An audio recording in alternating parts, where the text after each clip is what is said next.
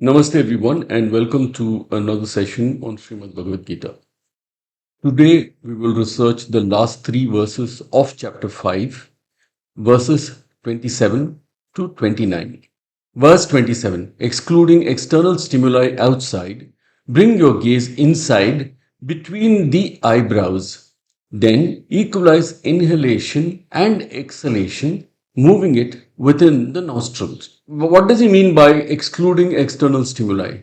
Here, what he is saying is that don't get distracted by the noises that come to you and things like that. Number one. Number two, find a room that is reasonably quiet, where there are not many distractions, that there are not many photographs and many other kind of distractions.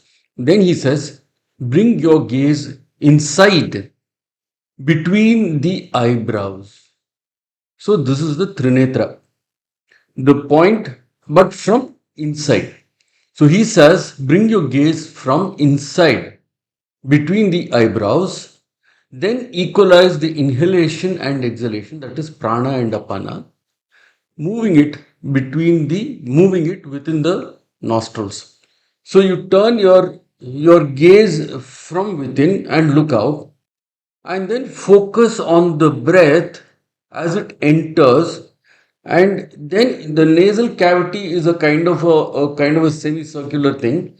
He says that make your breath equal in the inhalation and exhalation. So you are not going to do thoracic breathing, you are not going to do abdominal breathing, nor are you going to breathe at the Vishuddhi. Your entire breathing has to be confined to within the little place in the nasal cavity. This is the first part. Verse 28. When the senses, cognition and logical apparatus of the sage are focused on liberation, desire, fear, anger leave, and he is forever and truly becomes free. This is the repeat of all the advice he has been giving to Arjuna and to us about how to exclude external stimuli to get liberation. So the entire process is you exclude external stimuli, the annamaya kosha part, then slowly you focus on the prana, how the prana moves, and make sure it moves only within the nostril, in the nasal cavity. Then you go to the manomaya kosha, where he is very clear. He says that when the senses, cognition and logical apparatus of the sage are focused on liberation. So he is talking about mumukshutvam as well as ekagrata.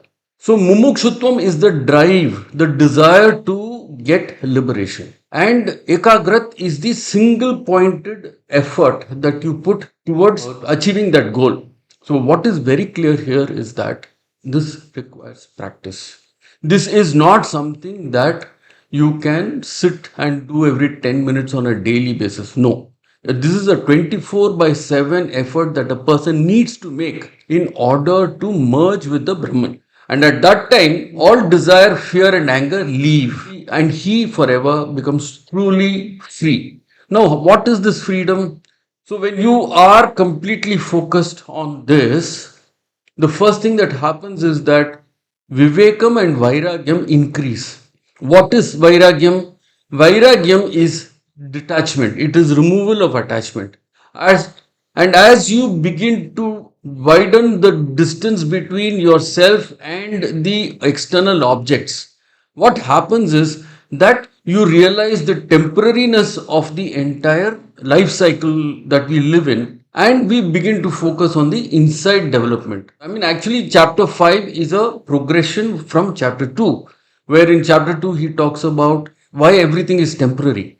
In chapter 3, he talks about work, karma, and action. 4, he is again talking about how to stop acting with attachment. So the increase of dispassion or vairagyam starts coming into the picture. And here he is now saying, he is giving us a solution of how to merge with the Brahman. But that is not a one-day thing. It is something that a person needs to work on continuously. That is, focus from within. Look from inside into the center of the eyebrows. Equalize the inhalation and exhalation. Now, when you do this, there will be a couple of issues that you need to look at. The most important thing will be the imbalance between the left brain and right brain activity. Number one, the imbalance between the left side and the right side of the body. So, it is possibly a good thing for everybody to practice Nadi Shuddhi Pranayama and then should start this activity. Number one. Number two, it is also important that the person should be, as far as possible, away from daily interaction with everybody so that there is less agitation within the self. The third thing is that if a person is able to practice the Nitya Karma Anushtana like Sandhya Vandana and things like that, within that is embedded the dilution of or the balancing of the body and making it into a vessel that is capable of achieving moksha. Verse 29. He enjoys fruits of his austerity and becomes Lord of all worlds, who is affectionate to all creation and comes to me in peace. So here he is saying that this austerity that one practices will automatically merge one with the Brahman. But what is also important is thereafter, once the person has merged, it is important that the person does not fall into again the same trap of materiality of Maya. So, in order to ensure that we don't go back into the same processes and the same problems that material life gives us, he says that you have to be affectionate, basically empathy. Have empathy to all in the world or to all creation. So, in this case, the creation is not just other human beings, but everything, including Jiva, that is sentient, and Jadam, insentient creations. That is, even your mobile phone has to be treated with the same empathy and the same care that you would give to your parent, your wife, or your child. This is what one must practice in order to ensure that one does not fall back into the trap of materiality. When there is no dvandva, there is no differentiation, no karma is thereafter created. And that is when peace exists within the self. And this is a very important verse in the whole of this chapter. So he's talking about how to get there, and he talks about what happens when you get there, and lastly he's talking about how to prevent yourself from falling back into the world of Maya or materiality. Let us look at the definition of sannyasa. So sannyasa is a compound word made up of sam and nyasa. So sannyasa means sam plus nyasa. Sam means harmony, transfer, calm, serve in Sanskritam. It is the dhatu. Nyasa means discard. So sannyasa means discarding all harmony, change, materiality, everything. That means even the existence of the self is discarded. Let us look at the types of sannyasis or renunciates. The first one is vividisha, or he who renounces seeking of knowledge. Knowledge here is again knowledge of the Brahman. Many of us intellectualize our problems very well. We are very good at elucidating the issues and things like that. When you renounce that, then what happens? You have nothing to talk about. You don't have anything to actually look at to try and understand. So then you have to internalize whatever you have enunciated. When you begin to internalize, then afterwards what happens is you are struggling to go beyond the knowledge that you have sought or you have got. This is a Vividisha sannyasi. Vividvat sannyasi renounces knowledge through introspection. So you can say that first step of a sannyasi is to renounce the seeking of knowledge. From Vividisha, you will become a Vividvat and slowly letting go all attachments, or what Sri Krishna talked about, making sure that you look at your you look at the Trinetra from within, and then you balance the prana and apana, and then thereafter you make sure that you are not attracted and attached to external objects, and thereafter once you merge with the Brahman, you ensure that you are treating everything equally. So what are the types of Vividisha sannyasi? There are 4 types of Vividisha sannyasi. First is Kuti Chaka Sannyasi. Kuti means hot and Chaka means reject. So basically what the person does is he remains a family member, remains a grahastha, but at the same time he lives slightly separately from the family. So what happens is that the daily struggles of getting food and things like that, the person does not have to do. Bahudaka sannyasi is a Kutichaka sannyasi, but he not only takes donations from the family, he also takes donations from others. So he reduces the burden of himself on the society. Then we have Hamsa sannyasi. Hamsa sannyasi are those that have merged with the Brahman but at a lower level. After all, merger with the Brahman will not happen immediately. It happens in stages. First, we get flashes of merger. Then slowly, those flashes become longer. Then they start getting integrated into a sutra or a string. And it starts falling like a stream. And then finally, there is no stream. It is complete merger. So when you get complete merger, that person is called Paramahamsa Sannyasi. In this state, the person has transcended Maya, Karma and Samsara. So there is negation of complete rebirth also. And this person is called a Jivana Mukta. That is, he has crossed the state of sentience and sentience no longer affects the person and the senses and the cognition are of no relevance to such a person and he has completely merged with the Brahman.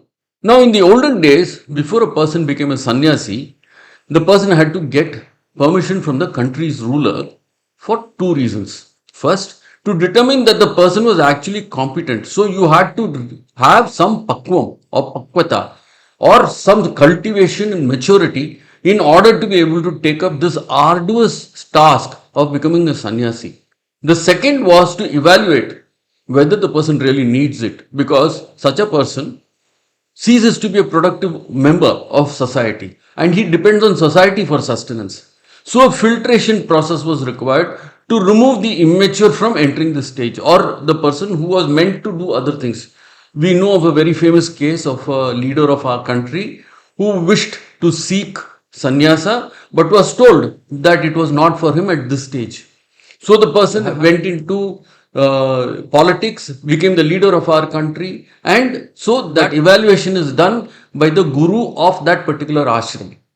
When the guru decides that the person is competent and capable of becoming a sannyasi, then he gives the person a diksha. Now, before a person becomes a sannyasi, the person has to renounce everything. The material renunciation happens. Renunciations that the person does are, first is to the devas, the various deities. Arsha, that is Vedas. Divya, the celestial beings. Prutriya, to the person's ancestors. Then Matrika, to all mothers, because mothers are the source of all creation. To Manusha, to mankind. To Bhautika, that is the physical world. That is all existence or everything that exists on earth. And then Atmika, that is not only to other souls, to one's own soul. So in the end, the person is completely denying and negating the existence of all that exists. So the present is also completely knocked out. There is no present also in the person. After this, the person ceases to exist as an entity at all. The person will have no Aadhaar card, the person will have no ID, the person will have no signature also. So you will notice that many of these very senior rishis and the sannyasis, they will only keep a thumbprint when they are asked to prove that they exist, because they don't have a name, they don't have an existence. That name that is given is only a naam ke vaste, that is, it is meant for people to know that such a person exists. But otherwise, as far as they are concerned, they don't exist at all. They themselves don't exist for themselves. This is the complete understanding of a sannyasi. So we have to look at chapter 5 through this lens of what Sri Krishna is trying to tell Arjuna. At the end of the day, everything that is Maya has to be transcended. And we have to put in the effort and merge with the Brahman. So let us look at the difference between the various important kind of renunciates that we see in Bharat. We've already spoken about the sannyasi, who is a renunciate, who has taken a formal vow of sannyasa or renunciation. Now, the yogi, who is a yogi? The yogi is somebody who may be a grahastha, who may not be doing even kutichaka, but he may actually be sitting in the house with everybody, but at the same time practicing distancing from the external world. So that is far more difficult, but that is what Sri Krishna is talking about in Jnana Karma Sannyasa Yoga, to be there yet not there. Then the guru is somebody who translates whatever is there into applicable lessons, so that others will also start getting motivated to following this path. A Swami is a honorific title used for Hindu monks, typically those who have taken formal vows of renunciation. A Swami is usually a member of a monastic order. So, this is important because sannyasis can be part of an order or they can be individuals. Kutichaka sannyasis do not have to go anywhere. They will get a diksha from the guru, then they sit in their hut and they are just practicing. However, a Swami will be part of a group of many Swamis and they will have certain rules which the entire order will follow. A Sadhu may be a sannyasi, a yogi, or a Swami, may be part of an order, or he may also be alone. But essentially, it is a person who has started the process and has progressed to a point where he does not need to be told, he does not need to be formally inducted into anything. He has already started distancing himself from materiality. This is the basic difference between the various terminologies that are used in Bharat to depict those who have gone past the material aspects of living and transcended materiality into a different kind of existence. So to repeat, if we wish to practice sannyasa yoga properly, we need to recognize that yoga is the movement of the cognition from turbulence to stillness, from cacophony to silence, and from the sense of doership or ahankara to inertness. Thank you for watching. Please do like, share, and subscribe to this channel. For more information, please visit www.schoolofyoga.in.